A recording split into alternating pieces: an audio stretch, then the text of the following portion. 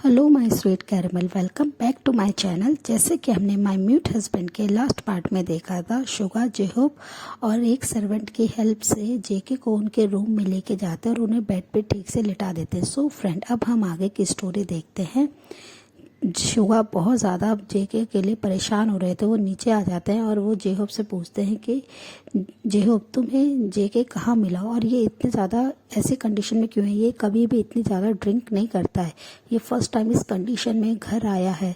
तभी जेहोब उनसे कहते हैं कि सर सॉरी, मुझे नहीं पता, मेरे पास तो बार मैनेजर का कॉल आया था, जिसके बाद मैं वहाँ पे गया और मैंने जब देखा कि सर की ऐसी कंडीशन है, मैं उन्हें लेके यहाँ पे आ गया।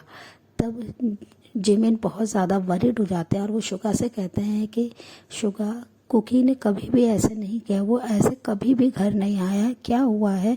मैं कुकी के लिए बहुत ज़्यादा परेशान हूँ, कुकी को क्या हो गया है? और वो ये कहकर बहुत ज़्यादा टेंशन में आ जाता है। तभी शुगा उनसे बोलते हैं, मुझे इतना ज़्यादा परेशान होने की कोई ज़रूरत नहीं है, जेके ठीक होगा, ज़रूर कोई बिजनेस की ही प्रॉब्लम होगी। तभी जिमिन उनकी तरफ देखते हैं, ते की तरफ। वो बस साइड में ही साइलेंटली खड़े थे, वो सबकी बातें सुन रहे थे। तभी जिमिन उनसे कहते हैं, ते अब तुम जेके के पास जाओ, उसका टेक केयर करो, क्या पता उसे किसी चीज़ की ज़रूरत हो, तुम उसका ध्यान रखो। और वो ये कहकर ते की तरफ देखते थे, कुछ नहीं कहते, बस अपने हेड को यस में हिलाते हैं और वो साइलेंटली अपने रूम में चल जाते हैं। जब वो रूम में आके देखते हैं कि जेके बहुत ही पीसफुली सो रहे हैं, ते रूम में एंटर करते हैं और फिर वो आके बेड के पास कुकी के ब्यूटीफुल इनोसेंट फेस की तरफ देखते हैं। उनके फेस को देखते हुए ते बस उनके फेस पे एक स्माइल आ जाती है कि ये सोते हुए कितना ज़्यादा क्यूट लगते हैं, एक लिटिल बनी की तरह लगते हैं। और वो बस अपने ही थॉट में बिजी होते हैं। फिर वो सडनली अपने थॉट से बाहर आते हैं।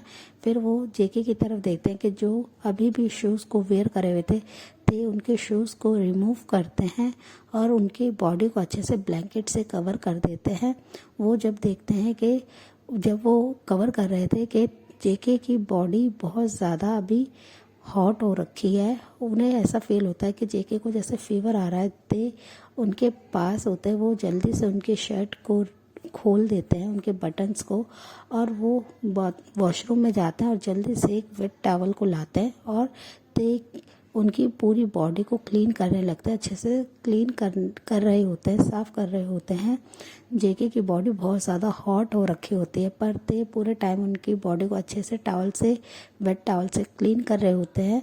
और फिर वो जब देखते हैं कि जेके अब बिल्कुल ठीक है, उनका फीवर थोड़ा कम हो गया है, ते उनको ब्लैंकेट से अच्छे से कवर कर देते हैं और वो थोड़ा सा उनसे दूर जाके, बेड से दूर जाके बस काउच पे जाके बैठ जाते हैं। पूरे टाइम बस जेके की ही तरफ देखते, उनकी हर एक एक्टिविटी पे नज़र कर रखे हुए थे कि कहीं जेके को उनकी ज़रूरत ना हो। पर वो इतने ज़्यादा ड्रिंक कंडीशन में होते हैं कि उनका बिल्कुल भी ध्यान नहीं होता, वो बस सो रहे होते हैं पीसफुली।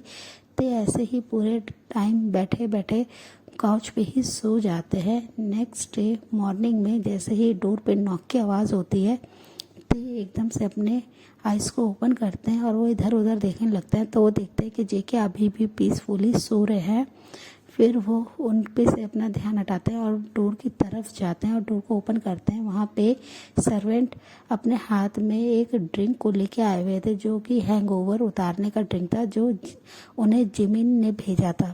सर्वेंट आके उन्हें बोलते हैं, लिटिल मास्टर, ये जिमिन सर ने भेजा है लिटिल किंग के लिए। और वो ये कहकर अंदर रूम में जैसे आने वाले होते हैं, ते उनके हैंड को रोकता है और उनके हाथ में से ट्रे को लेके डोर को क्लोज कर देते हैं और आके टेबल पे रख देते हैं। वो जेके के पास जाते हैं और जेके के फोरहेड पे अपने हैंड को रख के उनका टेम्परेचर चेक करने लगते हैं। ते ने पूरी रात जेके का बहुत अच्छे से ध्यान रखा था, उनका टेक केयर किया था। फिर ऑलमोस्ट 1 आवर के बाद जेके स्लोली अपने आइज़ को ओपन करते हैं और वो बस देखने लगते हैं। वो देखते हैं कि ते सामने काउच पे ही बैठे हुए हैं और वो बस उनकी तरफ ही देख रहे हैं कंटिन्यूसली। वो अपने आप को, अपने हेड को बहुत ही टाइटली ग्रिप करते हैं अपने हैंड से और वो स्लोली उठ के बैठ जाते हैं। जेके के उठते ही ते भी उनके पास आ जाता है और उन्हें ठीक से बैठने में हेल्प करने लगता है। जैसे ही उनके हैंड को पकड़ते हैं, जेके उनके हैंड से अपने हैंड को अलग करते हैं और उनके हाथ को झटकते हुए उनसे अपनी कोल्ड वॉइस में कहते हैं, मुझसे दूर रहो, तुम एक चीटर हो। ये सुनते ही ते उनकी तरफ बहुत ही कंफ्यूज फेस से देखने लगते हैं। वो उनसे क्वेश्चन करना चाहते हैं कि उन्होंने उन्हें कब चीट करा, और वो तो कुछ भी ऐसा नहीं करते हैं। वो बस उनकी तरफ देख रहे होते हैं, और जेके फिर खड़े होते हैं और वो वॉशरूम की तरफ चल जाता है। वो फ्रेश होके आते हैं।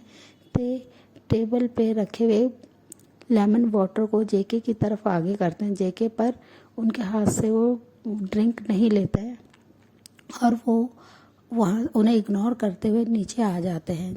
ते भी उनके पीछे पीछे ही आ रहे थे। वो आके जल्दी से किचन में चल जाते हैं और फूड को रेडी करने लगते हैं। तभी शुगा और जिमिन आते हैं और उनसे पूछते हैं कि जेके कल क्या हुआ था, तुम इस तरह से मेंशन में क्यों आए, तुमने कभी भी इतनी ड्रिंक नहीं करी है, तुम्हें क्या हो गया है, सब ठीक तो है ना। शुगा और जिमिन बहुत ज़्यादा वरीड थे, जिन्हें देखकर जेके स्मक करते और कहते हैं कि कुछ नहीं, सब ठीक है। और फिर जिमिन ते से बोलते हैं, ते आ जाओ तुम भी हमारे साथ ब्रेकफास्ट करो, पर ते उनसे ना में सर हिला देते हैं और वो सबको फूड सर्व करने लगते हैं। जब ही जिमिन कहते हैं कि ते ने तुम्हारी पूरी रात बहुत टेक केयर करा, तुम्हारी कंडीशन ठीक नहीं थी क्योंकि तुम बहुत ज़्यादा फीवर में थे, ते ने पूरी रात जाग के तुम्हारे इतनी ज़्यादा केयर करी। जिसे सुनकर जेके उनकी तरफ अपनी कंफ्यूज आई से देखते हैं, और वो बस उनकी तरफ देखते हुए कहते हैं कि तुमने मेरी केयर क्यों करी, तुमने मेरे लिए क्यों रात भर जागे। पर ते कुछ नहीं कहते, वो साइलेंटली खड़े रहते हैं। तभी जिमिन उनसे कहते हैं क्योंकि वो तुम्हारा हस्बैंड है, उसका ये फ़र्ज़ है तुम्हारे लिए टेक केयर करना, और तुम इस तरीके से कैसे कर सकते हो, तुम्हें नहीं ऐसे इतनी ज़्यादा ड्रिंक करनी चाहिए। जब तुम इतना ज़्यादा झेल नहीं सकते तो तुमने इतनी ज़्यादा ड्रिंक क्यों करी। तभी जेके उनसे कहते हैं कि ह्योंग प्लीज़ मुझे इस बारे में कोई बात नहीं करनी, मेरा अभी सर में बहुत ज़्यादा पेन हो रहा है, मैं बहुत ज़्यादा अभी पेन में हूँ। तभी जिमिन उनसे कहते हैं कि ठीक है, तुम कुछ मेडिसिन ले लो, इससे तुम्हें आराम पड़ेगा जेके। पर जेके उनकी तरफ देखते हैं और कहते हैं कि ह्योंग मुझे अपनी कंपनी में बहुत ज़्यादा वर्क है, मैं यहाँ से जा रहा हूँ। और वो बिना ब्रेकफास्ट करे वहाँ से चल जाते हैं। बस ते उनकी तरफ जाते हुए देख रहे तो कुछ नहीं कहते हैं। वो बस थोड़ी देर बाद फिर जिमिन और शुगा के साथ आके वो अपना ब्रेकफास्ट करने लगते हैं। जिमिन उन्हें बहुत ज़्यादा इंसिस्ट करते हैं, इसलिए ते ब्रेकफास्ट कर लेते हैं, और वो बस पूरे टाइम फिर जिमिन का टेक केयर करने में बिजी हो जाते हैं। ते अब बहुत ज़्यादा थक गए थे, वो पूरे टाइम जिमिन का बहुत अच्छे से ध्यान रख रहे थे, और जिमिन भी उनके साथ बहुत ज़्यादा स्वीट थे।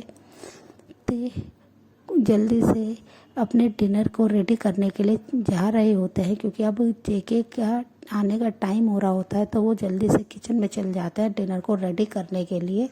वो जैसे ही अपने फूड को रेडी कर रहे होते हैं, वो बहुत देर तक खड़े होने की वजह से उन्हें काफ़ी ज़्यादा वीकनेस फील होने लगती है, और वो कंट्रोल ना करते हुए वो फ्लोर पे ही सेंसलेस होकर गिर जाते हैं। जिस टाइम पे वो सेंसलेस हुए थे उस टाइम पे कोई भी किचन एरिया में नहीं था, वो वहीं पे ही फ्लोर पे गिरे रहते हैं।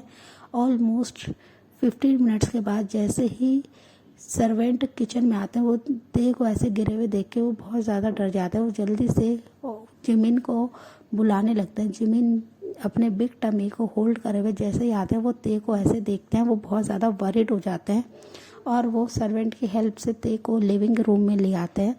वो शुगा और जेके को जिमिन कॉल करने लगते हैं। शुगा फर्स्ट रिंग में ही कॉल को पिक कर लेते हैं, और वो उन्हें बता देते हैं कि ते की कंडीशन ठीक नहीं है, वो बहुत ज़्यादा बीमार है। तभी शुगा उनसे कहते हैं कि तुम ते के लिए डॉक्टर को बुलाओ, मेंशन में मैं जल्दी ही आ रहा हूँ, मैं जेके को भी बता देता हूँ। तभी जिमिन उनसे कहते हैं कि मैंने जेके को बहुत कॉल करे, पर वो कोई भी कॉल को पिक नहीं कर रहा है। ये सुनते ही शुगा उनसे कहते हैं कि ठीक है, मैं जेके को लेके आता हूँ, तुम फिक्र मत करो, और तुम मेंशन में डॉक्टर को बुलाओ, ते का चेकअप कराओ। और वो ये कहकर कॉल को कट कर देते हैं। फिर जिमिन उन्हें लेके उनके बेडरूम में चल जाते हैं, ते को लेके सर्वेंट की हेल्प से, और वो फिर डॉक्टर को कॉल करते हैं। कुछ ही देर बाद मेंशन में डॉक्टर आ जाते हैं, और वो आगे ते को एग्जामिन करने लगते हैं। वो उनका चेकअप कर रहे होते हैं। जिमिन बहुत ज़्यादा वरीड होते हैं। वो ते के साथ ही ते के हाथ को थामे हुए बैठे होते हैं। वो ते के फेस पे बार बार अपने हैंड से स्लाइड कर रहे होते हैं, उन्हें होश में लाने की कोशिश कर रहे होते हैं। पर डॉक्टर उनसे कहते हैं कि डोंट वरी, आपको इस कंडीशन में इतना ज़्यादा स्ट्रेस नहीं लेना चाहिए, और आप फिक्र मत कीजिए, ये ठीक है। और फिर दूसरी साइड शुगा बहुत ज़्यादा जेके के लिए परेशान हो रहे होते हैं। वो बहुत ज़्यादा उन्हें कॉल कर रहे होते हैं, पर जेके किसी का भी कॉल पिक नहीं कर रहे होते हैं। शुगा जेहोब को अपने कैबिन में बुलाते हैं और वो जेके को भेजने के लिए कहते हैं, पर जे होप उनसे कहते हैं कि sorry sir, J Hope sir तो यहाँ पे है, जेके सर तो यहाँ पे है ही नहीं। मैंने भी उन्हें कई बार कॉल करा है पर वो किसी का भी कॉल को पिक नहीं कर रहे हैं और आज एक बहुत इंपॉर्टेंट मीटिंग थी। तभी शुगा काफ़ी ज़्यादा वरीड हो जाता है और कहते हैं कि वो कहाँ गया जा सकता है, जे होप उसके बारे में पता करो। तभी जे होप उनसे कहते हैं कि सर कहीं वो कल वाले बार में तो नहीं चले गए। ये सुनते शुगा उनसे कहते हैं कि जेके को क्या हो गया, वो बार बार में जा रहा है, वो इतनी ड्रिंक क्यों कर रहा है, ऐसे क्या प्रॉब्लम हुई है, कोई बिजनेस में कोई कुछ प्रॉब्लम हुई है। तभी जो उनसे नाम है सर हिलाते और कहते हैं नहीं बिजनेस में कोई प्रॉब्लम नहीं है।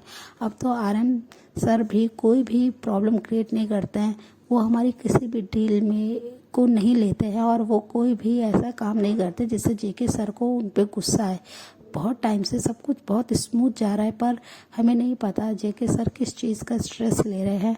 और फिर ये सुनते ही शुगा अपनी सीट से खड़े होते हैं और कहते हैं कि तुम मेरे साथ उस बार में चलो, मुझे बताओ। फिर जेहोप यस में अपने सर को हिलाते हैं और वो शुगा को फॉलो करते हुए कार में आके बैठ जाते हैं।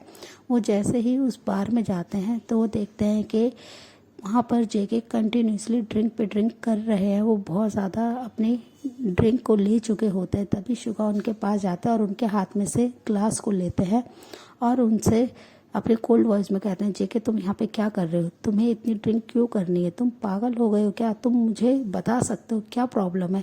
पर जेके उनकी तरफ अपने रेड आई से देखते हैं और वो इतने ठीक कंडीशन में नहीं होते हैं। तभी शुगा और जेहोप उन्हें लेके कार में आ जाते हैं और दूसरी साइड डॉक्टर जिमिन से कहते हैं कि इतने आप परेशान मत होइए, बस ये ठीक है और बेबी भी ठीक है। ये सुनते ही जिमिन एकदम से शॉक्ड होते और कहते हैं बेबी, तो वो स्माइल करते और कहते हैं कि हाँ ये 2 वीक्स प्रेग्नेंट है बट ये बहुत ज़्यादा वीक हैं, ये क्या टाइम से अपना फूड नहीं लेते हैं जिससे इनकी बॉडी ठीक से बेबी को कैरी नहीं कर पा रही, वो इसलिए सेंसलेस हो गए, उनका आप ध्यान रखें, उन्हें ठीक से फूड दीजिए। और वो ये कहकर स्माइल करके वहाँ से चले जाते हैं। जिमिन बहुत ज़्यादा खुश होते हैं। थोड़ी देर बाद जब ते अपने सेंस में आते हैं, वो ठीक से बेड पे बैठ जाते हैं। तभी जिमिन स्माइल करते और कहते हैं कि वाह ते तुम प्रेग्नेंट हो, तुमने इतनी बड़ी न्यूज़ हमसे क्यों छुपाई। ये सुनते ही तुरंत ही ते कंफ्यूज आइज से उनकी तरफ देखने लगते हैं और वो अपनी साइन लैंग्वेज में पूछते हैं कि कौन प्रेग्नेंट है, क्या मैं प्रेग्नेंट हूँ ह्योंग, पर मुझे इस बारे में कुछ नहीं पता, मैं कैसे इस बेबी को रख सकता हूँ। ये सारी बातें कर रहे थे, वो बहुत ज़्यादा नर्वस थे। जिमिन भी उनकी बातें सुन के बहुत ज़्यादा कन्फ्यूज़ होते हैं और वो उनकी तरफ देखते कहते हैं कि क्या ते तुम क्या कह रहे हो, तुम क्या इस बेबी को नहीं रखना चाहते हो। तभी ते अपने स्टमक पे अपने हैंड को रखते और कहते हैं नहीं ह्योंग, मैं अपने बेबी को रखना चाहता हूँ बट मुझे पता है कि जेके जैसे ये न्यूज़ सुनेंगे वो ज़रूर कहेंगे कि हमें इस बेबी को नहीं रखना, वो तो बस मुझे पनिश करने के लिए यहाँ पे लाए हुए हैं, वो मुझसे और मेरी फैमिली से रिवेंज लेने के लिए आए हुए हैं। वो नहीं चाहते होंगे कि मैं उनके बेबी को कैरी करूं, पर मैं अपने बेबी को रखना चाहता हूँ। और ये कहते हुए ते की आंखों से आंसू आने लगते हैं। सो फ्रेंड, इस पार्ट को हम यहीं एंड करते हैं, मिलते हैं नेक्स्ट पार्ट में। तब तक आप मेरे वीडियो को लाइक शेयर कीजिए, मेरे चैनल को सब्सक्राइब कीजिए। Bye bye.